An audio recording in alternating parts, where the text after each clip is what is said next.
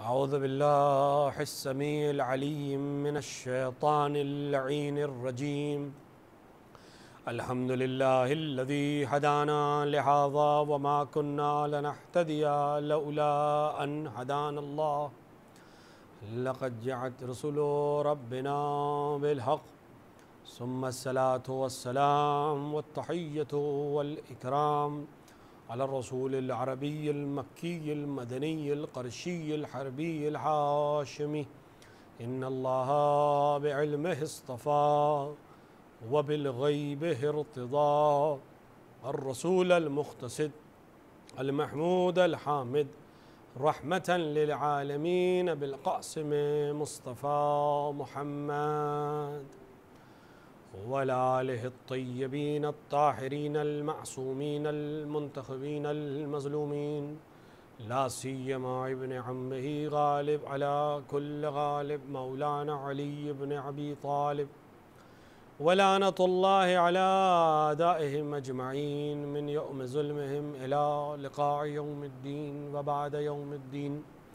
अम्मा बअद फ़क़द क़ाल अबू अब्दुल्लाह अल हुसैन अलैहिस्सलातु वस्सलाम इन्नमा ख़रजतु लितलबिल इस्लाह फ़ी उम्मति जद्दी उरीदु अन आमुरा बिल मअरूफ़ व अनहा अनिल मुनकर व असीरा बिसीरति जद्दी व अबी अली इब्न अबी तालिब। सल्लल्लाहु अलैहि मोहम्मद व आले मोहम्मद।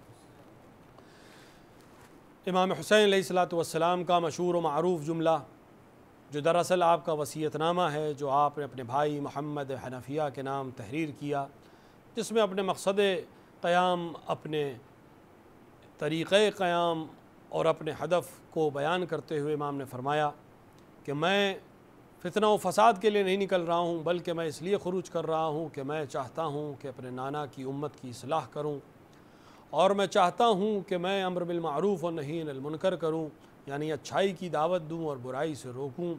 और मैं सीरत ज़िंदा करना चाहता हूँ या सीरत पर चलना चाहता हूँ, अपने नाना की सीरत पर और अपने बाबा अली मुर्तज़ा की सीरत पर। इमाम हुसैन अलैहिस्सलातु वस्सलाम के क़याम की तरह इमाम हुसैन अलैहिस्सलातु वस्सलाम की अज़ादारी भी सीरत रसूल को ज़िंदा करने का नाम है, सीरत अलवी को ज़िंदा करने का नाम है, अम्र बिल मारूफ़ करने का नाम है, नही अनिल मुनकर करने का नाम है।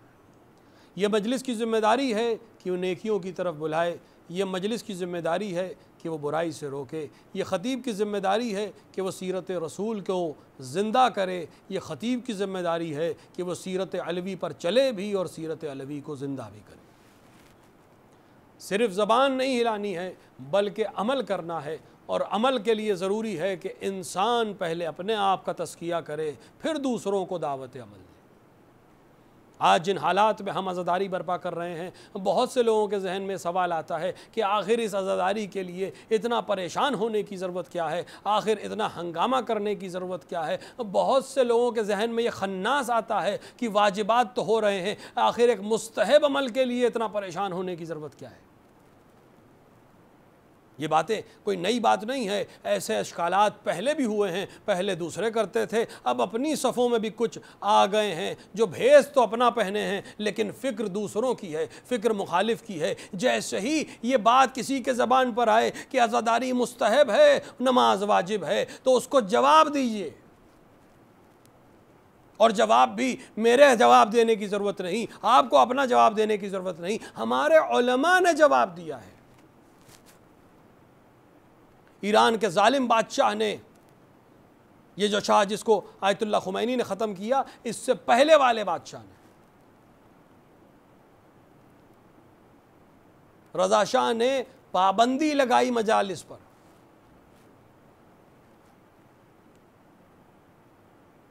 उस ज़माने में ज़ईम हौज़ा शेख अब्दुल करीम हायरी बहुत परेशान थे जब अय्याम अज़ा नज़दीक आए कि किस तरह अज़ादारी बर्पा होगी, किस तरह अमल होगा। बादशाह ने या हाकिम ने पाबंदी लगा दी है, कोई घर में भी मजलिस नहीं कर सकता। बहुत परेशान थे। किसी इसी तरह के शख्स ने आकर कहा कि आगा परेशान होने की क्या ज़रूरत है, वाजिबात पर तो पाबंदी नहीं लगाई है, मस्जिदें तो खुली हुई हैं, नमाज तो हो रही है, रोज़ा रखने पे पाबंदी नहीं है, एक मुस्तहब अमल पर अगर पाबंदी लग भी गई है तो क्या परेशानी की बात है। फ़िक़्ह ने फ़ौरन जवाब दिया, ज़ईम हौज़ा ने जवाब दिया। आज जो मराजे हमारे दरमियान हैं जिनकी हम तक़लीद करते हैं, जिस हौज़े में पढ़कर ये मरजा बने हैं, उस हौज़े के मुअस्सिस ने जवाब दिया कि तुम्हारा जहन समझ नहीं रहा है, ये ऐसा मुस्तहब है कि तमाम वाजिबात को समेटे हुए है, ये ऐसा मुस्तहब है जिससे वाजिबात महफूज हैं। हुसैन की आज़ादारी मुस्तहब ज़रूर है, लेकिन एक ऐसा मुस्तहब है कि वाजिब नमाजें इसकी वजह से बची हुई हैं, वाजिब रोज़े इसकी वजह से बचे हुए हैं, वाजिब हज इसकी वजह से बचा हुआ है, वाजिब जिहाद और वाजिब ज़कात और खुम्स के अहकाम इसकी वजह से बचे हुए हैं। लिहाजा ये जब जुमला कोई ज़बान से दोहराए कि साहब अज़ादारी तो मुस्तहब है, नमाज वाजिब है, ये जो टकराव करते हैं इनके जहन मरीज हैं। कोई अज़ादार नमाज का मुखालिफ नहीं है, कोई अज़ादार रोज़े का मुनकिर नहीं है, कोई अज़ादार हज का मुखालिफ नहीं है। अज़ादार कहते ही उसे हैं जो नमाजी हो, अज़ादार है ही वो जो साइम हो, अज़ादार है ही वो जो खुम्स और ज़कात का पाबंद हो। ये ज़कात का पाबंद ही इसलिए कि अज़ादार है, ये नमाजी है ही इसीलिए कि मजलिसों में इसको मिला कि नमाज बचाई गई। लिहाजा अगर कोई टकराव करे तो उसको जवाब दीजिए कि मुस्तहब और वाजिब की बातें ना करो, ये हुसैन का गम है जिसने अजान को बचाया है। मिर्ज़ा अबुल हादी शिराजी मराजे बुजुर्ग में से गुजरे हैं, हरम अमीरुल मोमिनीन नजफ़ अशरफ में नमाज जमात पढ़ाते थे, अपने वक्त के बुजुर्ग तरीन मराजे में से थे। जब अंग्रेज़ों ने इराक़ पर कब्ज़ा करने की कोशिश की तो सन 1920 और 30, जिसको सौरतुल इशरीनिया का नाम दिया जाता है, सन 1920 और 30 की दिहाई में इन्होंने फतवा जिहाद दिया था, जिसके नतीजे में हथियार उठाकर अंग्रेज़ों का मुकाबला किया गया और जिसके जवाब में अंग्रेज़ों ने जहर देकर इनको शहीद किया। हरम अमीरुल मोमिनीन में नमाज जमात पढ़ाते थे, मरजा थे, लोग इनकी तकलीद करते थे। आपका दस्तूर था नमाज जमात के लिए हरम अमीरुल मोमिनीन में जब खड़े होते थे, तकबीरतुल इहराम कहने से पहले क़िबले से रुख को मोड़ते थे, हुसैन की तरफ यानी करबला की तरफ रुख करते थे। जो लोग करबला गए हैं, खुदा उनको दोबारा जाना नसीब करे, ये रास्ते खुल जाएं, हम फिर से जा सकें और हुसैन की ज़ियारत करें और नजफ़ अशरफ में अमीरुल मोमिनीन की ज़ियारत करें। खुदा हम सबको नजफ़ अशरफ जाना नसीब करे। नजफ़ अशरफ जो लोग गए हैं वो जानते हैं कि क़िबले का रुख के बिल्कुल मुखालिफ है करबला का रुख, यानी अगर आप हरम अमीरुल मोमिनीन में नमाज पढ़ेंगे तो आपका रुख जिसकी तरफ होगा, और जब आप इमाम हुसैन को सलाम करने के लिए करबला का रुख करेंगे तो बिल्कुल 180 डिग्री घूमना पड़ेगा। आप हर नमाज जमात से पहले मुसल्ले इबादत पे खड़े होते थे और तकबीर कहने से पहले एक बार मुड़ते थे, कहते थे अस्सलामु अलैका या अबा अब्दिल्लाह, और उसके बाद क़िबला रुख हो गया, तकबीरतुल इहराम कह के नमाज पढ़ते थे। लोगों ने, शागिर्दों ने मसला पूछा कि आगा आप ये अमल क्यों करते हैं। एतराज़ नहीं था, सवाल था, आगा आप ये अमल क्यों करते हैं, क्यों इसका मतलब हमें भी समझ में आ जाए। उन्होंने फरमाया मुझे किसी सहारे की ज़रूरत नहीं, मुझे किसी रवायत की ज़रूरत नहीं, मुझे किसी दलील की ज़रूरत नहीं। हमने ये सीखा है कि नेमत जिससे मिले पहले उसका शुक्रिया अदा करना चाहिए, फिर नेमत का इस्तेमाल करना चाहिए। ये नमाज की नेमत हुसैन के सदक़े में मिली है, लिहाजा पहले हुसैन को सलाम करता हूँ फिर नमाज शुरू करता हूँ। लिहाजा ये जहन मरीज हैं जो अज़ादारी और नमाज को टकराते हैं, कोई टकराव नहीं है। इबादतों में टकराव हो ही नहीं सकता, हक में टकराव होता ही नहीं है, बातिल से टकराव होता है। लिहाजा इस अज़ादारी की कदर व कीमत को जानिए, इस अज़ादारी में खिदमत की कीमत को जानिए। हबीब इब्न मज़ाहिर असदी, कौन नहीं जानता हबीब इब्न मज़ाहिर को। मकाम है हबीब क्या है, हबीब उस शहीद का नाम है जिसको इमाम हुसैन ने ख़त लिख कर बुलाया है। और आपकी मंजिलत को अगर और वाज़ेह तरीके से समझना हो तो खुदा आपको करबला जाना नसीब करे। करबला में शुहदा एक जगह दफन है। अल्हम्दुलिल्लाह हमारे लखनऊ में तो करबला की शबीहा मौजूद है माशाअल्लाह। आप देखें जो करबला की शबी चाहे लखनऊ में हो चाहे ख़ुद करबला मोहल्ला जाकर आप देखें तो इमाम हुसैन अलैहिस्सलातु वस्सलाम की जो ज़री है उस पर 6 कोने हैं, शिशगूशा इसीलिए कहते हैं फ़ारसी में उसे, कि उसमें इमाम हुसैन दफन है और एक कोने में जो कोना अलग से निकला हुआ उसमें वो शहज़ादे अली अकबर की दफन की जगह है और ज़री को थोड़ा सा हिस्सा अलग है वो। और रवायात में है कि जनाब अली असग़र इमाम हुसैन अलैहिस्सलातु वस्सलाम के सीने पे दफन है। उसी हरम इमाम हुसैन में एक तरफ गंज शुहदा है, तमाम शुहदा वहाँ दफन है, लेकिन जनाब हबीब इब्न मज़ाहिर वहाँ दफन नहीं है जहाँ तमाम शुहदा दफन है। उसी हरम इमाम हुसैन में कत्लगाह और कब्र इमाम हुसैन के बीच में एक ज़री है जो ज़री है हबीब इब्न मज़ाहिर असदी की। खुदा हम सबको जाना नसीब करे।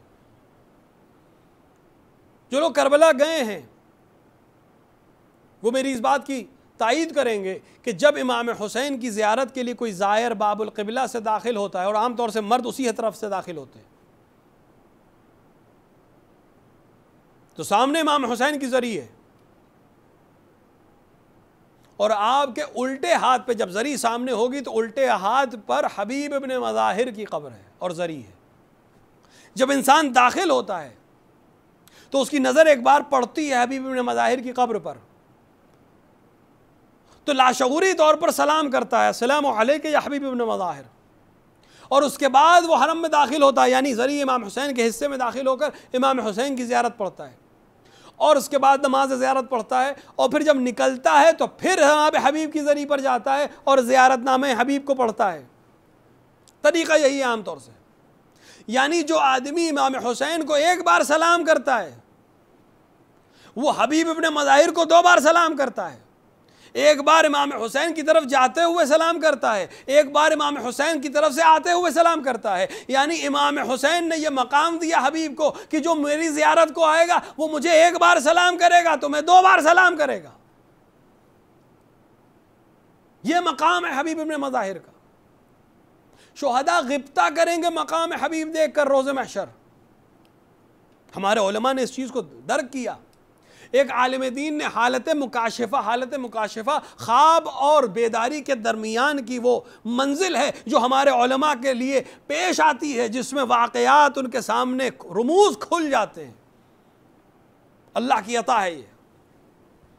एक आलिम दीन ने हालत मुकाशिफा में हबीब इब्न मज़ाहिर से मुलाकात की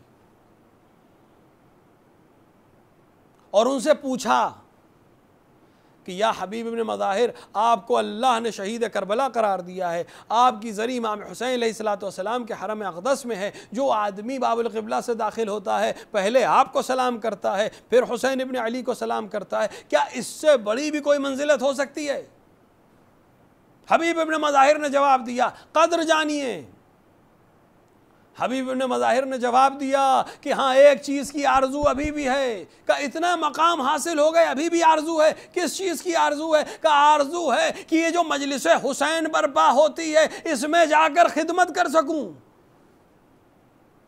हबीब इब्न मज़ाहिर की आरजू। इससे मतलब नहीं है कि मजलिस कितनी बड़ी हो रही है।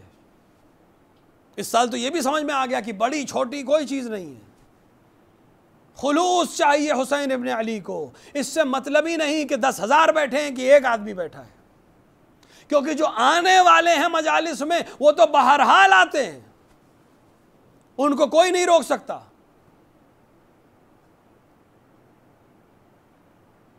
लिहाजा जब तक वो नहीं आए तब तक मजलिस ही क्या, और अगर वो आ गए तो किसी और की जरूरत ही क्या। उनकी खिदमत करना ये आरजू है हबीब इब्न मज़ाहिर की। लिहाजा जो घर में मजलिस कर रहा है, जिस तरह भी कर रहा है, इस ज़हमत को, इस तकलीफ़ को शरफ़ समझ के अंजाम दीजिए, इसकी कदर व कीमत समझिए। आज 7 मुहर्रम हो गई, कितनी तेज़ी से ये अय्याम गुजर जाते हैं। अभी कल ही तो चांद नमूदार हुआ था। 7 मुहर्रम, यानी हुसैन के खैमे में अब पानी नहीं है, अब पानी लाने की इजाज़त भी नहीं है। इंसान के गिरिया के लिए यही काफ़ी है कि आज 7 मुहर्रम है। वैसे तो हर बार जब आप पानी पीते हैं तो हुसैन को याद करते हैं, लेकिन अब 7 मुहर्रम हो गई है। जब भी पानी सामने आए एक बार दिल में यह ख्याल ले आइएगा कि सकीना के पास अब पानी नहीं है।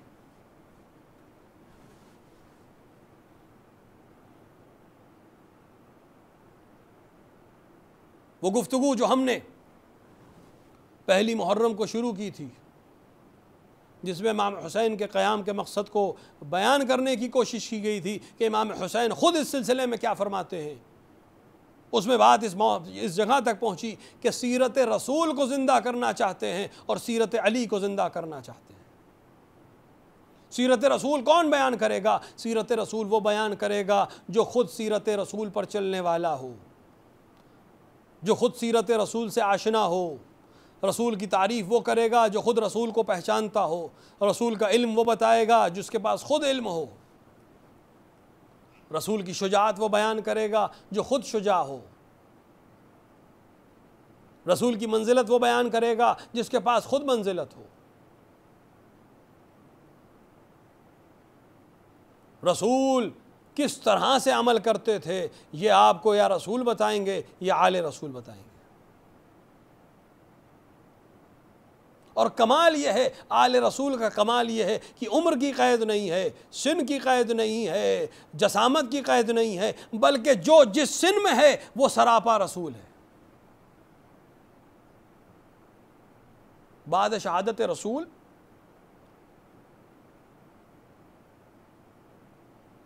रसूल के चचा अब्बास ने दावा किया रसूल के कुछ वरसे पर, विरासत पर, ज़िरा पर, जो अमीरुल मोमिनीन के पास थी। मस्जिद में बहस हुई इस सिलसिले में।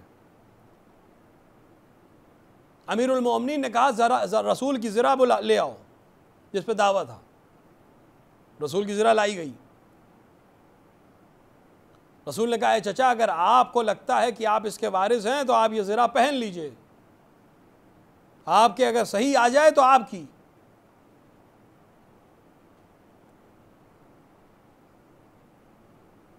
अब्बास ने ज़िरा रसूल अपने तन पर की।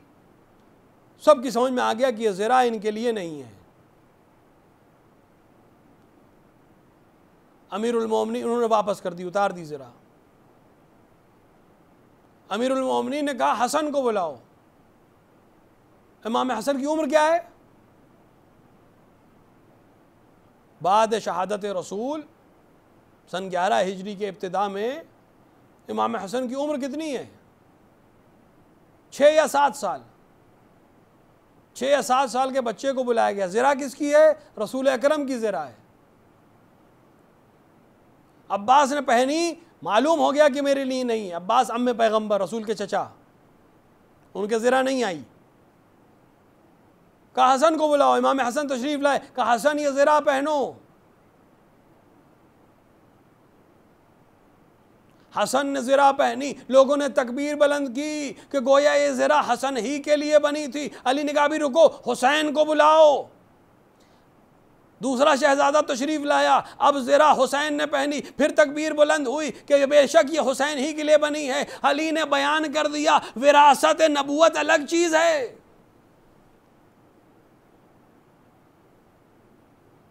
जब तुम रसूल की ज़ाहिरी विरासत को नहीं हासिल कर सकते तो रसूल की मानवी रिसालत कहाँ से हासिल होगी? हसन बाय खुल्क़ हसन, जो सूरत और सीरत में बहुत मुशाबे हैं रसूल अल्लाह के, चलते हैं तो रसूल की तरह चलते हैं, बोलते हैं तो रसूल की तरह बोलते हैं, तिलावत करते हैं तो रसूल की तरह तिलावत करते हैं। हसन के जिक्र के बगैर न सुन्नत रसूल समझ में आ सकती है, न सीरत रसूल समझ में आ सकती है, और न पस मंज़र करबला समझ में आ सकता है।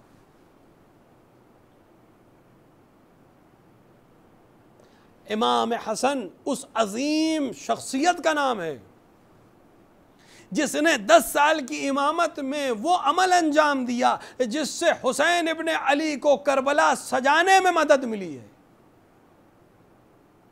अगर इमाम हसन वो इक़दामात अंजाम न देते तो ये 72 जो हुसैन को मिल गए ये भी नहीं मिलते। अमीरुल मोमिनीन के पास साथियों की कमी है। हसन के ज़माने में हालात इतने ख़राब हैं कि कोई जंग करने को तैयार नहीं है, कोई अपने इमाम का दिफा करने को तैयार नहीं है। इमाम हसन ने किस तरह से तरबियत करना शुरू की, किस तरह से अमल अंजाम देना शुरू किया कि जब हुसैन करबला में आवाज़ बुलंद करें तो कम से कम 70 नसीब हो जाएं हुसैन को। भीड़ नहीं चाहिए, मारिफ के साथ हासिल आए मैदान में। भीड़ इकट्ठा करने के तो बहुत से तरीके होते हैं, आज भी तरीके हैं। कोई माल की लालच में आता है, कोई नाम की लालच में आता है, किसी का ज़र्फ इतना कम है कि एक प्लेट खाने के लिए आता है।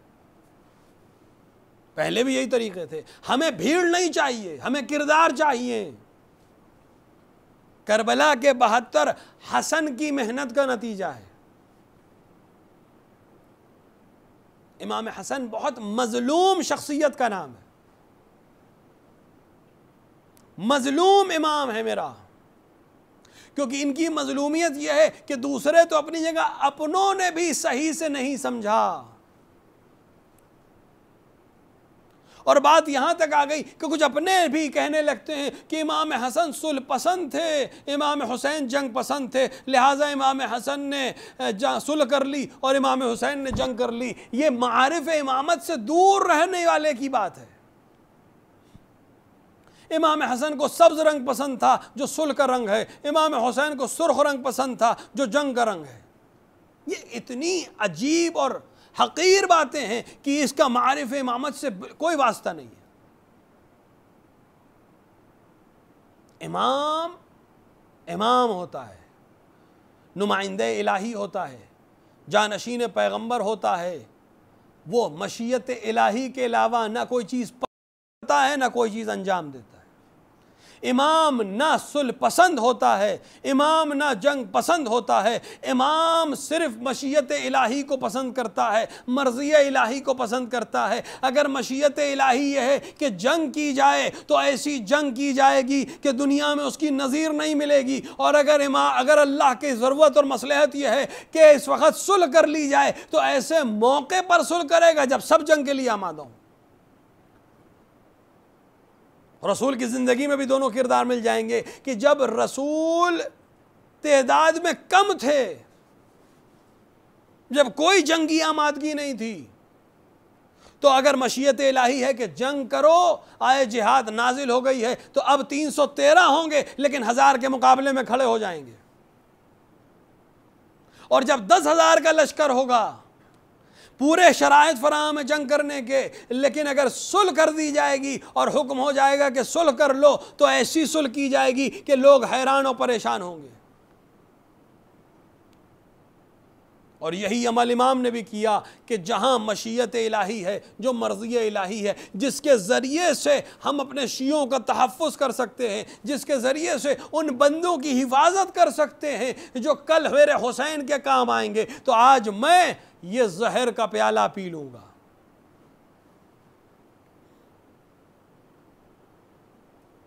इमाम अल्लाह की मर्ज़ी को पसंद करता है, वो मर्ज़ी पर चलता है। किसी शख्सियत को अगर देखना हो तो उसकी पूरी ज़िंदगी को देखना होगा। पूरी ज़िंदगी को देखे बगैर हम किसी शख्सियत के ऊपर कोई मुहर नहीं लगा सकते कि ये ऐसे थे। अगर कोई इंसान जंग से घबराता हो, सुलह पसंद हो, बाज़ लोगों के अगर अल्फाज को हम नकल करें तो फिर वो हर मरहले में सुलह की बात करता नजर आएगा। लेकिन इमाम हसन अलैहिस्सलाम का जंग जमल में शरीक होना, इमाम हसन अलैहिस्सलाम का जंग सिफ़ीन के मैदान में आकर इस तरह से जंग करना कि अमीरुल मोमिनीन को कहना पड़ा, ऐ हसन और हुसैन को कोई रोको, मुझे खौफ है कि नस्ल रिसालत तमाम ना हो जाए। ये जंग करना बता रहा है कि इमाम जंग को पसंद या नापसंद नहीं करते, मशीयत इलाही के पाबंद हैं। वरना जंग जमल में जैसे बहुत से किनारे हट गए थे, इमाम हसन भी किनारे हो जाते। जंग सिफ़ीन में जैसे सब बहुत से लोग किनारे बैठ गए थे, वैसे इमाम हसन भी हो जाते। जंग करना इस बात की अलामत है कि इमाम हसन जानते थे कि कल तारीख़ मुझे शायद मुख्तलिफ इल्ज़ामात दे, लिहाजा आज मैं तलवार चला कर दिखा दूँ कि मशीयत इलाही का पाबंद हूँ। शुजाअत हसन जंग जमल जब एक मुअज़्ज़मा ऊँट पर बैठ के आ गई, उसके मुकाबले में जिसे अल्लाह के रसूल ने मर्द कहा था,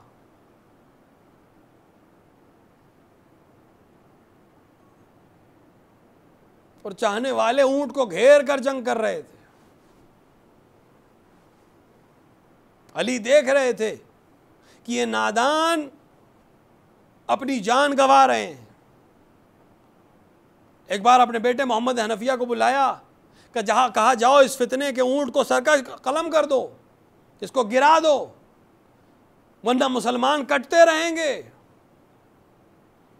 मोहम्मद हनफिया अमीरुल मोमिनीन के बेटे हैं, अमीरुल मोमिनीन के शागिर्द हैं, अमीरुल मोमिनीन ने तरीक़े जंग सिखाया है।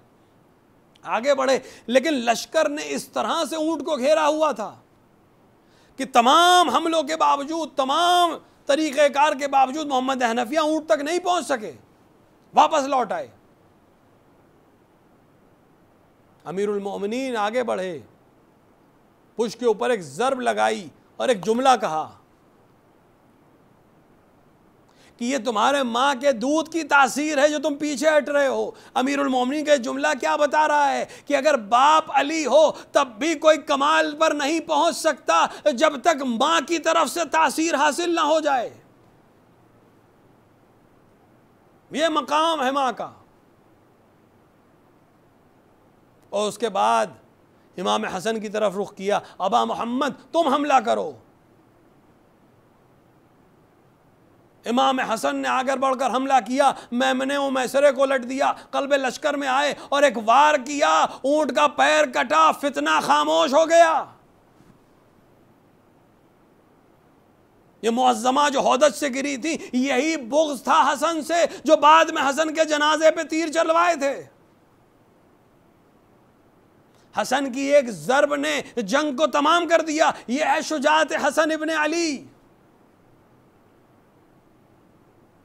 जब भाई की ये फतह देखी तो एक बार मोहम्मद हनफिया के चेहरे के ऊपर अफसुर्दगी आई। अमीरुल मोमिनीन ने भांप लिया, बाप है, बेटे को देख रहा है, लिहाजा उसकी तरबियत भी ज़रूरी है, उसकी दिलजोई भी ज़रूरी है। आगे बढ़कर कहा कि नहीं, खून सर्दी की ज़रूरत नहीं है, चेहरा बनाने की ज़रूरत नहीं है, तुम मेरे बेटे हो, वो रसूल अल्लाह का बेटा है।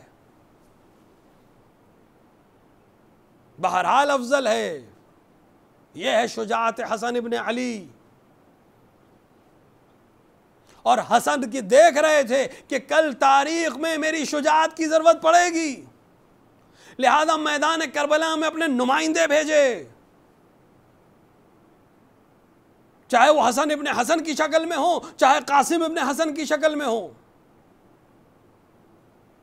बाज़ रवायत में इससे ज़्यादा औलादें करबला के मैदान में इमाम हसन की तशरीफ़ लाई हैं और सब ने इमाम हुसैन की रकाब में जंग कर कर इस बात का ऐलान किया है कि मेरा बाप बहादुर भी था, मेरा बाप हुसैन का साथी भी था।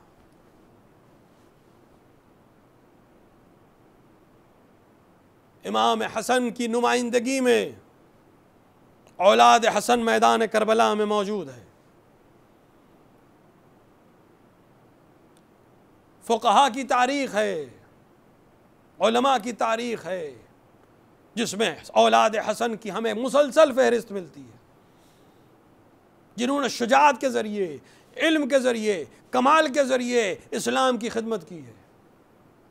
ये अलग बहस है कि मनसब इमामत अब औलाद हुसैन में चला जाएगा, लेकिन इल्म है, शरफ है, करम है, बुलंदी है, किरदार है, ये औलाद हसन में बाकी रहेगा। लिहाजा जो लोग ज़ियारतों पे जाते हैं वो औलाद हसन की ज़ियारत करते हैं। हो सकता है बहुत से लोग ना जानते हों या सही से वाकिफ़ ना हों, लेकिन एक अजीम नाम जिसको सब जानते हैं वो शाह अब्दुल अज़ीम हसनी का नाम है कि जिनकी ज़ियारत का सवाब इमाम हुसैन की ज़ियारत के सवाब के बराबर है। ये इमाम हसन की नस्ल से हैं। इमामत नहीं है लेकिन शरफ मौजूद है, किरदार मौजूद है। आज भी औलाद हसन दुनिया में मौजूद है।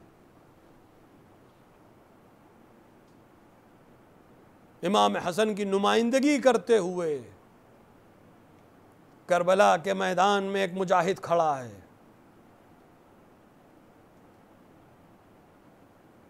लेकिन इस मुजाहिद की शिनाख्त अलग है। शब आशूर हुसैन महजरनामा पढ़ रहे हैं, शुहदा के नाम बताए जा रहे हैं।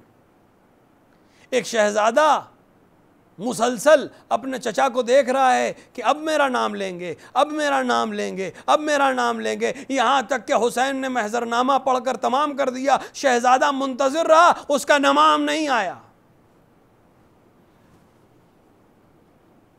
एक बार हाथों को जोड़ा, अम्मू जान क्या मेरा नाम नहीं है? अल्लाह अल्लाह, औलाद अबू तालिब, औलाद अली का जज्बा तो देखिए, 13 बरस का सिन है। अम्मू जान क्या मेरा नाम नहीं है? हुसैन इस किरदार को दुनिया तक पहुंचाना चाहते थे, लिहाजा सवाल किया, ऐ मेरे बेटे तुम्हारे नज़दीक मौत कैसी है? ये जुमला इमाम हुसैन का हसन के बेटे की शुजाअत को भी बयान कर रहा है, किरदार को भी बयान कर रहा है। सवाल किया इमाम ने, ऐ मेरे बेटे तुम्हारी नज़र में मौत कैसी है? अजीब जवाब दिया शहजादे ने, अहला मिन असल, शहद से ज़्यादा शीरीन। अगर शहजादे कासिम ने यह जवाब ना दिया होता, दुनिया में कोई मौत के जायके को बयान नहीं कर पाता।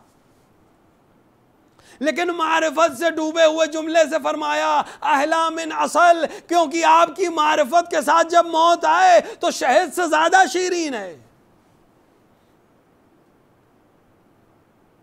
जवाब सुनकर एक बार इमाम ने फरमाया कि तुम्हारा नाम भी है और तुम्हारा नाम के साथ साथ अली असगर का नाम भी है। अपना नाम सुनकर शहजादे को सुकून मिला था। भाई का नाम सुना, एक बार दिल लरस गया, एक बार गैरत हाशमी जोश में आई। अम्मू जान आपने क्या कहा? क्या मेरे छोटे नन्हे भाई अली असगर का नाम भी है? क्या अशकिया खैमे में आ जाएंगे? जो मेरे भैया तो चल नहीं सकता, आखिर उसको कैसे शहीद किया जाएगा? गैरत हाशमी ने सवाल किया, हुसैन ने जवाब नहीं दिया। सिर्फ इतना का नहीं, मैं उसको बाजुओं पर ले जाऊंगा मैदान में। अल्लाह अल्लाह, हुसैन ने शायद बयान करना मसलहतन नहीं समझा कि कहीं गैरत हाशमी को जोश ना आ जाए। कैसे बयान करें कि बाद शहादत हुसैन किस तरह ख़याम लूटे जाएंगे।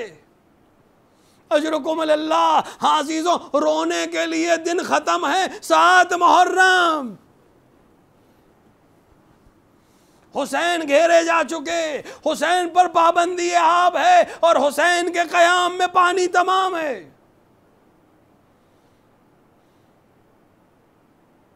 और हुसैन के क़याम में जहाँ अब तक नमाज की आवाज़ थी, जहाँ अब तक तिलावत की आवाज़ थी, जहाँ अब तक तस्बीह और तहलील की आवाज़ थी, जहाँ हथियारों के सैकल की आवाज़ थी, वहाँ एक आवाज़ अब आज से बढ़ जाएगी, अल अतश अल अतश। हम गर्मी के महीने में हैं, हिंदुस्तान में शिद्दत से गर्मी पड़ रही है, उमस है। थोड़ी देर कुछ मेहनत करिए, किस तरह से प्यास लगती है। जरा सोचें, इराक की गर्मी, तपता हुआ सहरा और एक जुरए आब नहीं।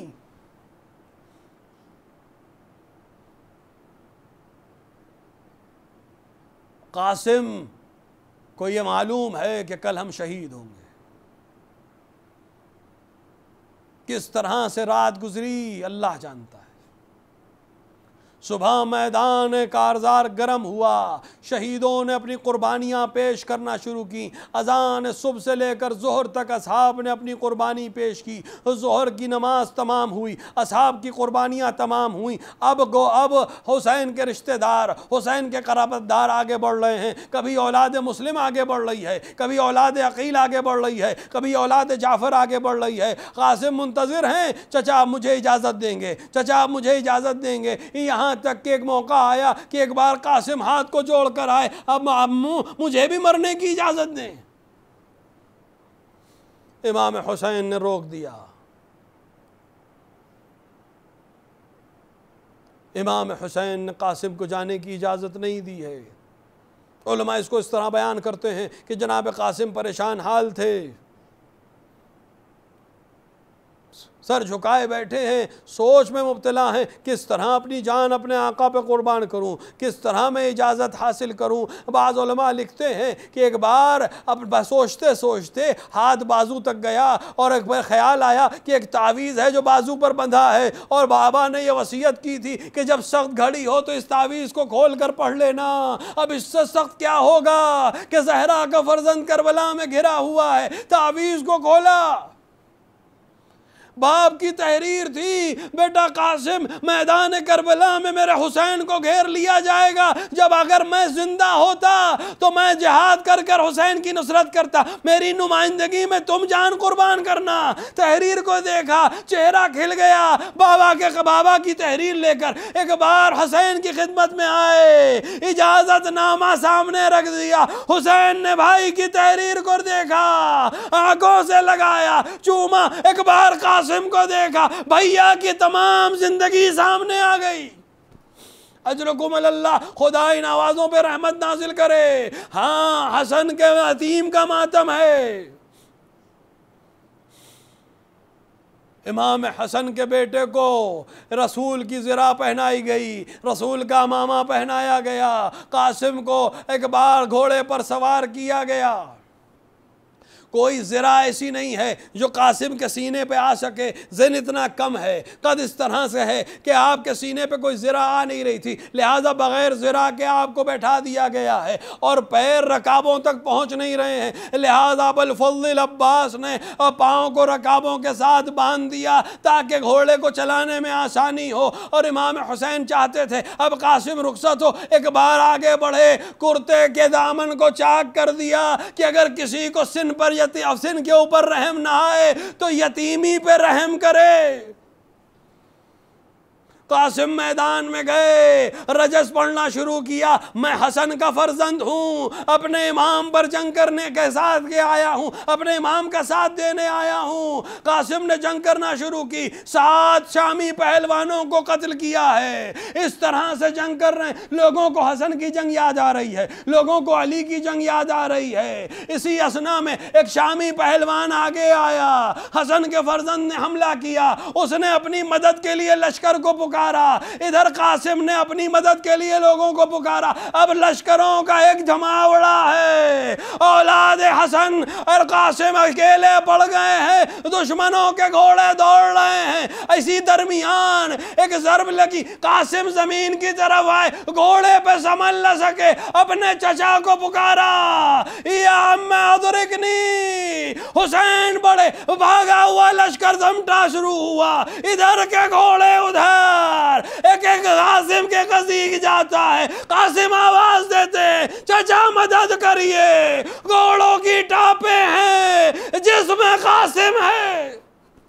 अजरुकुम अल्लाह। तस्वीर हसन शाम की बदलियों में छुप गई, हसन के घर का चांद डूब गया। एक बार हुसैन लाश कासिम पर पहुंचे, एक बार शक के आलम में देखा, एक आवाज दी, ए कासिम, हुसैन शर्मिंदा है।